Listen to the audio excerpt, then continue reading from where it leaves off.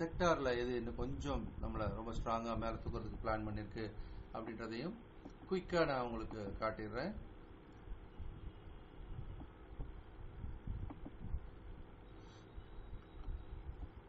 இப்போ செக்டார் போக போகிறோம். அந்த பிஎஸ்சியோட செக்டார் அனாலிசிஸ் போயிடலாம். Industries. Okay,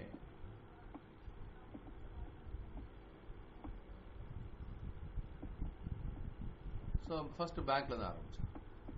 so banking sector அப்படின்றது பாருங்க, இப்போ ஏற்கனவே அனலைஸ் பண்ணி தான் வச்சிருக்கேன், காட்டுறேன் உங்களுக்கு. இங்கே பார்த்தீங்க அப்படின்னா இங்கே ஒரு ஏற்றம் நிகழ்ந்து இந்த இடத்த தாண்ட முடியாமல் இறங்கி அடுத்த இறக்கம் அப்படின்னு பார்த்தீங்கன்னாக்கா இப்போ இந்த பாட்டம் ஃபார்மேஷன்ஸ், இப்போ இந்த டாப் இந்த பாட்டம் வலிமையாக இருக்கு. அஃப்கோர்ஸ் இந்த இடத்துல அது முந்தைய பாட்டத்தை உடச்சி ஏற ஆரம்பிச்சுக்க வலிமையாக தான் இருக்கு. ஆனால் இதை தாண்டாத வரைக்கும் இன்னைக்கு பார்த்தீங்க அப்படின்னா இது தாண்ட முயற்சி பண்ணிருக்கு. ஸோ அதனுடைய வெற்றியினுடைய அளவு அப்படின்னு பார்த்தோம்னா இங்கே 23,927 வரைக்கும் போயிருக்கு. முடியும் போது 23,862 வந்தாச்சு. ஸோ இப்போதைக்கு பார்த்தீங்க அப்படின்னா இந்த இடம் ரொம்ப இந்த இடத்துல தான் வலிமை அடிக்கப்பட்டு கொண்டிருக்கிறதுன்னு பார்க்குறோம். ஸோ இந்த இடம் உடைக்கப்படுமான்றதான் இப்போ கேள்வி. இப்போ இந்த இடம் உடைக்கப்பட வேண்டுமானால் அடுத்து ஒரு பெரிய புல் இல்லை கேண்டில் வரணும். அதுக்கேற்ற மாதிரி வால்யூம் கீழே அதிகமாக இருக்கணும். இது ரெண்டும் சேர்ந்துச்சு அப்படின்னு சொன்னால் மிகப்பெரிய ஏற்றத்தை இங்கே அது கொண்டு வர முடியும் அப்படின்னு நான் நம்புகிறேன். ஓகேவா? அது வரைக்கும் இது ஒரு ஸ்ட்ராங் ரெசிஸ்டன்ஸ் தான். இதை உடைக்குது அப்படின்னு சொன்னீங்கன்னா மிகப்பெரிய ஏற்றம் காத்திருக்கிறது. ஒருவேளை இங்கே மேலே நிற்கல, கொஞ்சம் ஒரு இறங்கி ஏறினா கூட ரிவர்ஸ் ஹெட் அண்ட் ஷோல்டர் மாதிரி ஆகிடும். அப்போ இன்னும் வலிமையாக ஏறுவதற்கு தன்னை அது தயார் பண்ணி கொண்டிருப்பதாக கூட நம்ம அதை எடுத்துக்கலாம். ஸோ இப்படி தான் நம்ம பேங்க் நிஃப்டி பார்க்குறோம். ஸோ பேங்க் நிஃப்டியும் நமக்கு தொடர்ந்து பல பலன்களை கொடுத்து கொண்டிருக்கிறது. கண்டிப்பாக நீங்களும் அதில் ட்ரேட் பண்ணுற ஆளாக இருந்தீங்க அப்படின்னா உங்களுடைய ஸ்டாப் லாஸை வச்சு பண்ணணும். இதில் ஒரு அப்சர்வேஷன் பண்ணியிருப்பீங்க நீங்கள். அதாவது பொதுவாக நான் கொடுக்கும்போது அந்த ஸ்டாப் லாஸ்ன்றது சப்போர்ட்டுக்கு ரெசிஸ்டன்ஸ் உள்ள இடைவெளியை தான் நம்ம சொல்கிறோம். ரைட். ஸோ பேங்க் பார்த்துட்டோம். இப்போ குயிக்காக இன்னொரு இம்பார்ட்டன்ட் செக்டர் பார்க்கலாம். இது எஃப்எம்சிஜி. ஏன்னா ஜிஎஸ்டி வெளியிட்ட உடனே எஃப்எம்சிஜியில் இங்கே மேலே ஒரு பலமான ஏற்றம் நிகழ்ந்தது. அதன் பிறகு படிப்படிப்படியே இறங்கிட்டு இருக்கு. அப்போது இங்கே எங்கேயாவது நின்றுச்சுன்னா பலமாக திரும்பலாம். ஆனால் அந்த கேப்பை க்ளோஸ் பண்ணுற இடம் இருக்கு பாருங்க. இந்த இடம் அப்படின்றது ரொம்ப முக்கியமான ஒரு இடமா பார்க்குறோம். ஏன்னா இந்த இடம் தான் கிட்டத்தட்ட அதனுடைய அடுத்த கட்ட ஏற்றத்திற்கு பயணத்திற்கு துவக்கமான எல்லையா பார்க்குறோம். இந்த எல்லை நோக்கி உட்கார்ந்து எழுந்தா ஸ்ட்ராங் பை. ஸோ எஃப்எம்சிஜியை பொறுத்த வரைக்கும் இப்போ வர கரெக்ஷன் வெல்கம்.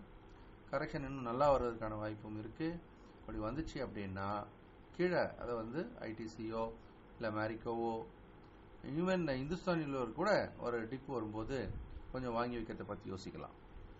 ஓகேவா? இது எஃப்எம்சிஜி. அடுத்ததா அப்படின்னு பார்க்கும்போது ஹெல்த் அப்படின்னு பார்த்தீங்க அப்படின்னா இங்கே இந்த ரெசிஸ்டன்ஸை உடைச்சி மேலே போகிறதுக்கான முயற்சி, பட் இட் ஃபெயில்டு. இன்னும் நிறைய கம்பெனிகளில் பார்த்தீங்கன்னா அமெரிக்காவினுடைய அந்த ஃபுட் அண்ட் ட்ரக் அட்மினிஸ்ட்ரேஷன் அந்த துறை சார்ந்தவங்க இங்கே இருக்கக்கூடிய மருந்து உற்பத்தி செய்யும் அந்த பிளான்ட்டை தொடர்ந்து பார்த்துக்கிட்டே வராங்க. அதனால் கொஞ்சம் சிரமப்படுது தான். ஆனாலும் எல்லா சிரமத்தையும் தாண்டி தொடர்ந்து ஏறுவதற்கான வாய்ப்பு உண்டு. இப்போ இங்கே பார்த்தீங்கன்னா இங்கே ஏறி இறங்கி இப்போ இந்த ஏற்றம் நிகழ்ந்துட்டு இருக்கு. இதனால் தொடர்ந்துலாம் ஏற முடியாது இல்லையா? ஸோ இந்த ஏற்றத்திற்கு உண்டான ஒரு இறக்கம் நிகழ்ந்த பிறகுதான் திரும்ப மீண்டும் வலிமையாக ஏறும் அப்படின்றது ஒரு பொதுவான வியூ. ஆனால் அப்படி இறங்கணும்னு கூட அவசியம் இல்லை. அப்படியே கூட பிக்கப் பண்ணி மேலே போனாலும் ஆச்சரியப்படுவதற்கு இல்லை. ஆனால் பொதுவாக இறங்கி ஏறுவதற்கான வாய்ப்பு உண்டுன்னு பார்க்குறோம். இதுக்கு அடுத்ததா அப்படின்னு பார்க்கும்போது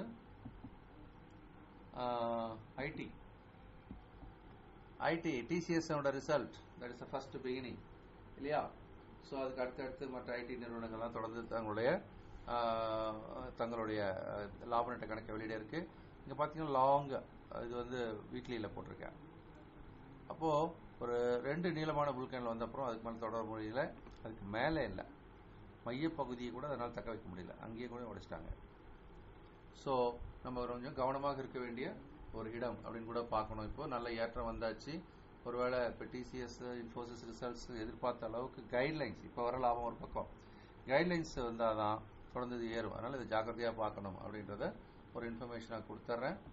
அதுக்கு அடுத்த கட்டமாக ஆட்டோமொபைல் புதிய ஏற்றத்துக்கு தன்னை தயார் பண்ணி கொண்டிருக்கிறது. இது ஸ்ட்ராங் பெட் இருக்கிறதுலே வந்து ஒரு ஸ்ட்ராங் பெட், நல்ல கம்பெனி சூஸ் பண்ணி கொஞ்சம் கொஞ்சமாக வாங்க ஆரம்பிக்கலாம் அப்படின்றது நான் வியூவாக சொல்கிறேன்.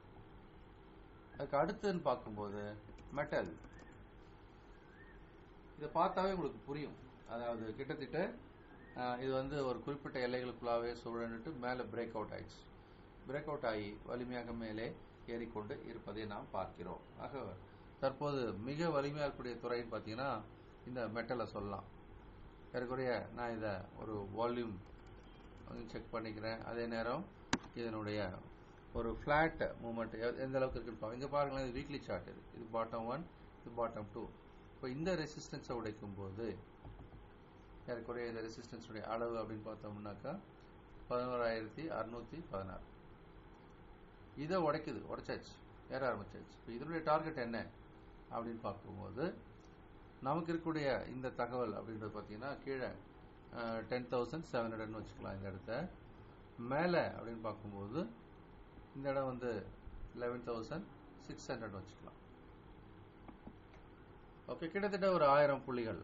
இந்த 1000 புள்ளிகள் அப்படின்றது 11,600 கணக்கு வச்சுட்டோம் அப்படின்னா இப்போ ஏறின ஏற்ற கொஞ்சம் தான். அப்போ இந்த 23ஆம் தேதி ஜூன் மாதம் அன்னைக்கு பார்த்தீங்க அப்படின்னா இதான் எல்லை. அதன் பிறகு தொடர்ந்து மேலே ஏற ஆரம்பிச்சிருக்கிறது, இன்னும் வலிமை கூடிக்கொண்டிருக்கிறது அப்படின்றதான் இந்த ஐடி மெட்டலுக்கான வேலை. இப்போ மெட்டல் ஸ்ட்ராங் பையில் இருக்கிறதா நம்ம எடுத்துக்கலாம். ஓகே.